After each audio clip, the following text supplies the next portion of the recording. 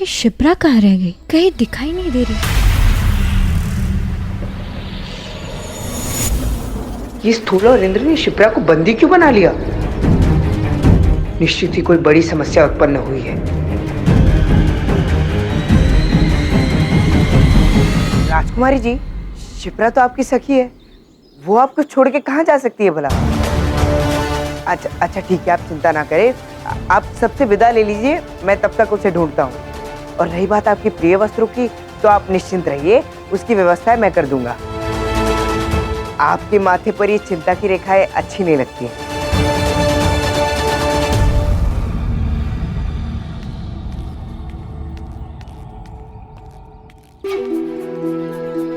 अभद्र हो, किंतु अपनी चतुराई और प्रेम से अपने अवगुणों को गुणों में बदल देते हो तुम दास, मेरे दास।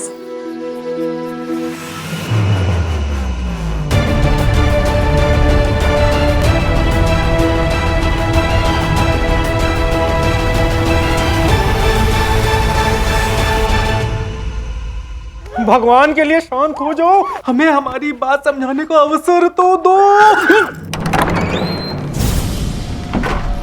ये क्या कर रहे हो तुम दोनों? तुम्हारी शत्रु नहीं मित्र है, छोड़ दो इसे।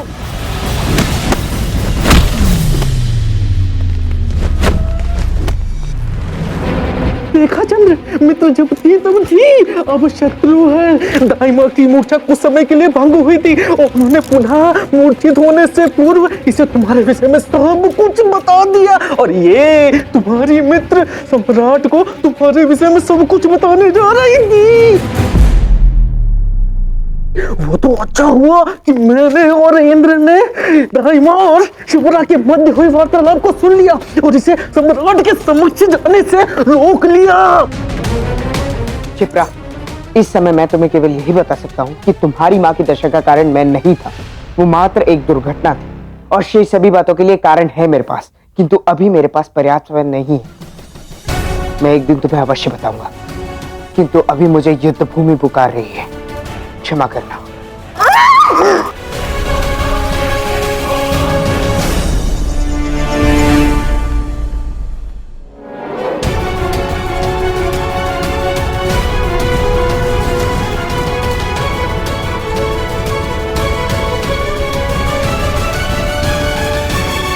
ये जीवित है, सिर्फ मूर्छित हुई है। चंद्र, आचार्य की तुम्हें दी गई अद्भुत शिक्षा से मैं कभी कभी भयभीत हो जाता हूँ। मुझे महल में छोड़ के नहीं जा सकते। जैसे इसकी मूर्छा टूटेगी ना, तो ये सारा सत्य उगल देगी। जानता हूं, इसका भी उपाय है मेरे पास। अब इसे छिपाने के लिए मुझे इसे अपने साथ हवा महल ले जाना होगा।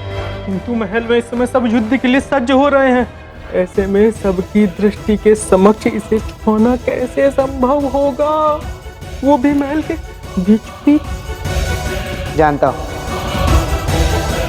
इसका भी उपाय है मेरे पास। चलो। अरे, ये राजकुमारी जी की प्रियकालीन अभी तक सज्ज क्यों नहीं की गई है? क्षमा करें, हम अभी इसे बांध देते हैं। नहीं, उसकी कोई आवश्यकता नहीं। राजकुमारी जी की प्रसन्नता का ध्यान मैं स्वयं रख लूंगा। तुम जाओ और अन्य व्यवस्थाएं देखो, जाओ।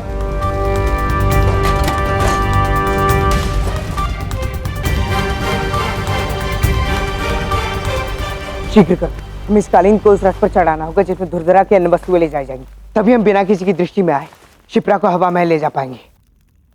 दास,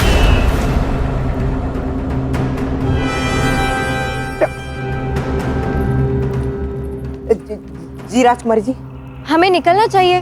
बग्घिया और रथ सज्ज हो चुकी है, सब हमारी प्रतीक्षा कर रहे हैं, चलो जल्दी। जी राजकुमारी जी, मैं अभी आपकी प्रियकालीन को बंधवा कर आता हूँ, आप चलिए ना।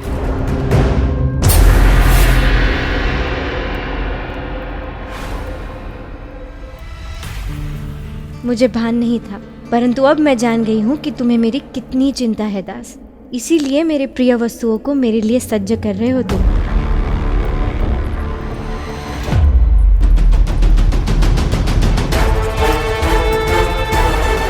इंद्र, तुम शीघ्र जाकर पिपलीवन की सेना को संदेश दो कि मुझे आने में थोड़ा विलंब होगा, किंतु वो युद्ध के लिए सज्जन है। उन्हें ये संदेश अवश्य दे देना कि मगध की सेना पूर्वी दिशा से पहाड़ी मार्ग लेते हुए असाका पर कूच करने की योजना बनाई है। मैं यहाँ स्थिति को संभालने के पश्चात दूसरे पैर के अंत होने से पूर्व वहां पहुंच जाऊंगा, ठीक है? हाँ ठीक है चंद्र, किंतु चंद्र विलंब मत करना, सब कुछ वहां तुम्हारे समय से पहुंचने पर ही निर्भर करता है। हाँ मैं जानता हूँ, किंतु अब शीघ्र जाओ, जाओ।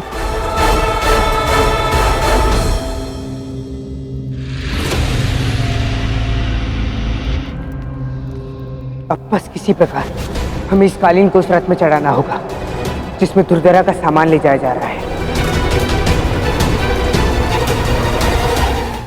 पिपलीवन का राजकुमार अर्थात महाराज चंद्रवर्धन और महारानी मूरा का पुत्र जीवित है? जी महाराज, वो जीवित है और वही है जो इस युद्ध में धनानंद को उसके सिंहासन से उखाड़कर फेंक देगा और मेरी प्रतिज्ञा पूर्ण करेगा। जिस शिखा का तूने आज अपमान किया, मैं उसी शिखा की शपथ लेता हूं कि तेरे नंद वंश का समूल नाश कर दूंगा धनानंद। तुझे इस सिंहासन से उखाड़कर यहाँ एक योग्य शासक को बिठाऊंगा।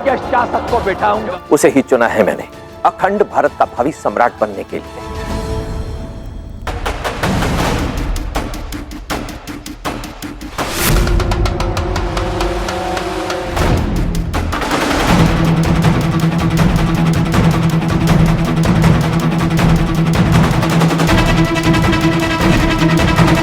सेना और सम्राट दोनों ही असाका पर कूच के लिए सज्ज है। मुझे भी शीघ्र ही अपनी सेना तक पहुंचना होगा। धूल, जैसे हम हवा महल पहुंचेंगे मैं दुर्धरा को चकमा देकर वहां से भाग जाऊंगा और अपनी क्षत्रिय सेना तक पहुंच जाऊंगा।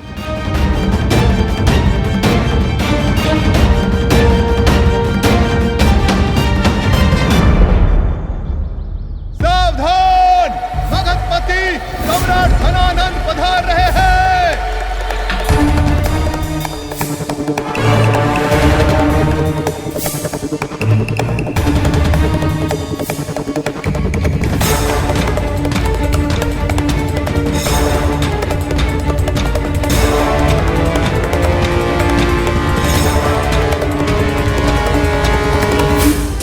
शिप्रा,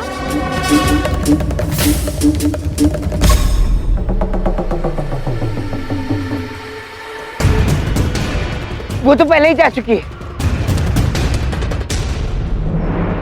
पहले निकल चुकी? क्यों?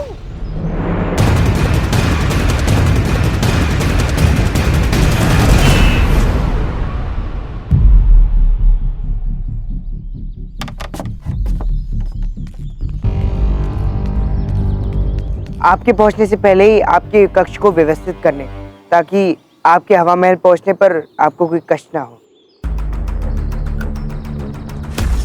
देखा भाई, जब तक मेरे साथ शिप्रा जैसी सखी और चंद्रगुप्त जैसा दास हो, आपको मेरी चिंता करने की आवश्यकता नहीं है। किंतु फिर भी युद्ध में मुझे तुम्हारी चिंता लगी रहेगी, इसीलिए मैंने निर्णय लिया है कि ज्येष्ठ गोवी शंका भी तुम्हारे साथ प्रस्थान करेंगे।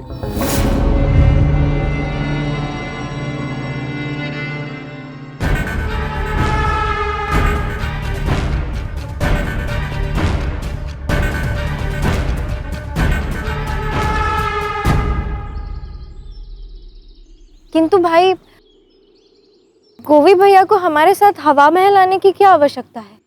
हाँ सम्राट, उन्हें क्यों कष्ट दे रहे हैं आप? राजकुमारी जी का ध्यान रखने के लिए तो मैं ही पर्याप्त हूँ।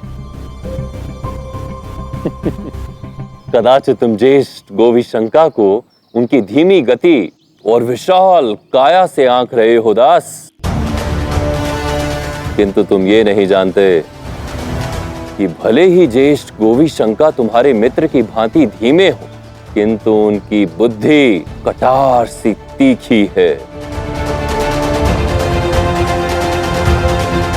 वो किसी संकट को शीघ्र भाप लेते हैं।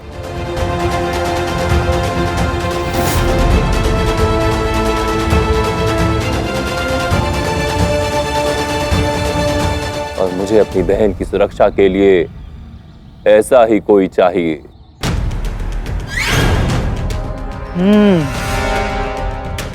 ये कालीन इस बग्गी में क्या कर?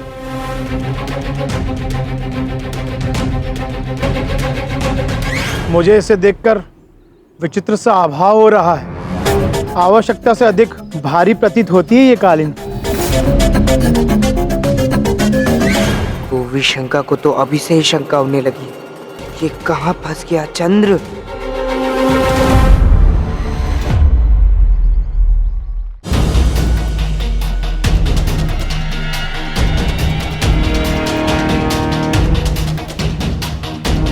गोवी भैया, मैं जानती हूँ कि हमारी कभी नहीं बनी, किंतु आज मैं आपके साथ अपनी मित्रता का एक नया अध्याय आरंभ करूंगी। किंतु मेरी एक शर्त कि आप मेरे किसी भी कार्य में हस्तक्षेप नहीं करेंगे, चाहे वो मेरी कालीन क्यों ना हो। ये मेरी कालीन मेरे लिए बहुत प्रिय है और ये मेरे साथ हवा महल अवश्य जाएगी, चाहे वो कितनी ही भारी क्यों ना हो। अब सम्राट की लाडली बहन को मैं कैसे टोक सकता हूँ?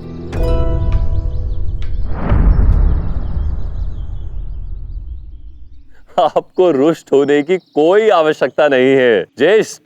दुर्धरा आपकी भी बहन है और अब मेरे प्रिय दास के साथ साथ दुर्धरा की सुरक्षा का दायित्व आपका भी है।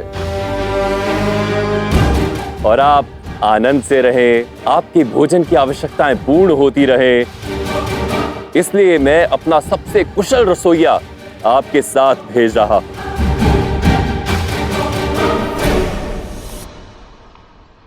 मेरी प्यारी बहन, अपना ध्यान रखना और दास सदैव सचेत रहना।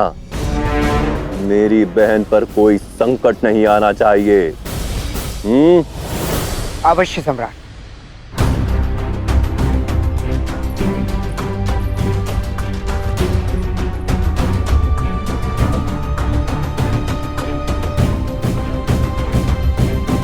ढेर सारी स्मृतियां जुड़ी हैं मेरी और शिप्रा की हवा महल से। मैं शिप्रा से मिलने के लिए बहुत उत्सुक हूँ।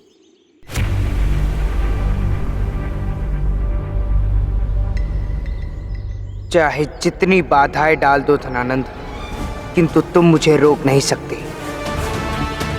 मेरा वचन है तुमसे, युद्ध भूमि में हमारी भेंट अवश्य होगी।